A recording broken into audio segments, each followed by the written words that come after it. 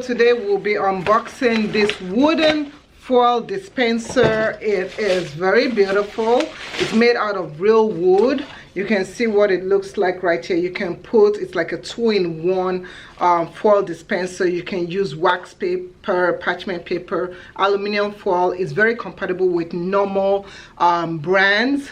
So as long as it's like, I think about 12 inches or so, the standard size, not the super large one. It comes with its own built-in quarter, so you have two built-in quarters right there. So to install that, all you just have to do is just remove this sticky pad right over here.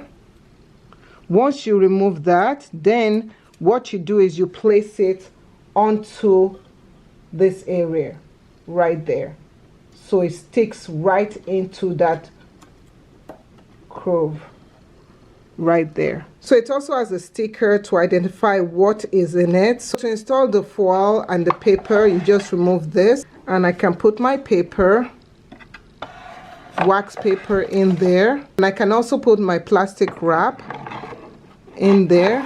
So I can take the paper and then I'll be able to just cut it easily.